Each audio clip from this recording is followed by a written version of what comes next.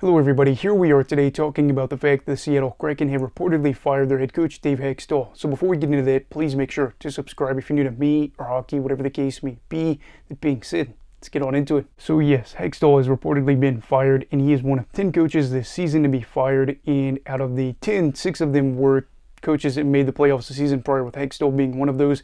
And it's also interesting too because he is the first and only head coach of the Seattle Kraken to date, and it is weird because Vegas didn't really make a lot of hesitation with the coaching changes they made early on, so we're kind of wondering what's happening here with Ron Francis. Under Hakstol, things were kind of interesting as in year one. They weren't an incredibly dominant team. They weren't crazy in the expansion draft, didn't go out there and get some of the big flashy names like you were expecting, and they did struggle. I do know Yanni Gourde was injured pretty early in the year that could have factored into their offense, maybe not producing the way they wanted, but they still finished, I believe, bottom in the division as well as finishing bottom in the conference. So year one under Hakstol was not ideal, but they had a huge turnaround in year two where they hit the 100-point mark and were able to get 46 wins, win a playoff series for the first time, playoff berth for the first time too, I guess, and were on the verge of making it to the Western Conference Final had they won, what was that Game 7 against the Dallas Stars. Then in year three, they did regress and they weren't really near playoff contention. I do remember around the Winter Classic, they were in that kind of area where they could possibly make it. They had a run over the past 10 games in that span that wasn't terrible, but they weren't able to get there, and they were eliminated from playoff contention for the second time in 3 years. And I am just kind of curious to see what the idea here is with Ron Francis in this team, because I do think that Hakstol might not have fit that system. Looking at things like all three zones and what we saw with Jay Fresh, I think he posted like a year ago about how Hakstol liked a lot of the dump and chase in their regards for getting offense and just trying to set up time in the offensive zone.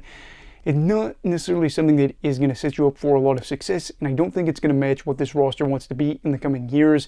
In that first year especially, they were more of this gritty team that is going to have to fight tooth and claw and nail to try to get that win. In some regards, they still are, but with some of the things that they've done in the draft and some of these players that they've been able to bring in and get that are younger, I think they're going to be focused more on being better offensively and seeing if they can get in, with somebody carrying in the puck or just a nice passing play, things like that, to where it's a little bit more about skill rather than we're just going to out-effort the team. And I don't really know if I expected him to get fired or not after this season. 81 points isn't terrible, and this is a young franchise probably looking for some form of stability.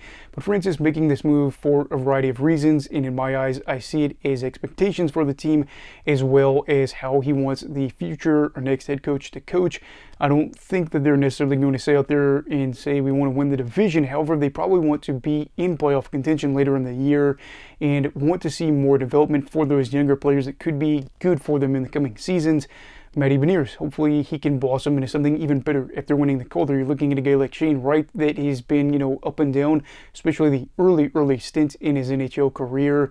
A lot of these players, maybe they don't fit in exactly to what you need with Hakstol. Now, I know Beniers is a little bit more likely to forecheck and things like that, but not every player, especially a offensive-minded player with the way that they could draft, is going to be somebody like that. So Hakstol gone, of course, leaves a hole open, and I'd like to know who they'd fill that name with, and I really would like to see if Hakstol is able to get a head coaching gig in the next couple of years. I'd imagine so, but I would say too, a big part of this that not a lot of people may be talking about at the moment is the fact that Francis is looking just south, or relatively far south in his division, and seeing the Vegas Golden Knights and seeing the fact that they've been able to have a lot of success even though they're not even 10 years old. They made it to the playoffs every year but one. They made it to the Stanley Cup Final twice, won it last year, and looked to be a team in and around the Stanley Cup title hunt, and he wants to see his team go out there and do that. So I would say that they're going to be less aggressive compared to Vegas, but we have seen, again, these expansion teams, they'll go out there and they'll make some moves with their coaching staff, and they aren't afraid to get rid of guys. Now the question can become, is Seattle going to be able to take the next step and become the next Vegas, even though I think it's going to come in a very different way compared to what we saw with the Golden Knights? Or are they going to get stuck a little bit where they're kind of a fringe playoff team, or they're not going to be a bottom feeder, but they're like a 78-point team, a 76-point team, something like that, or where they are a fringe wildcard team? I don't really know. But anyway, what are your thoughts on Hakstol being fired? Does it make sense for Francis? Do you think this comes down to coaching, development, things like that? And do you think that part of it, again, was the fact that they weren't able to make the playoffs and had a 19-point regression from 100 points to 81 points? Let me know your thoughts down below in the comments. Also, please make sure to like this video if you enjoyed it. Subscribe if you're new.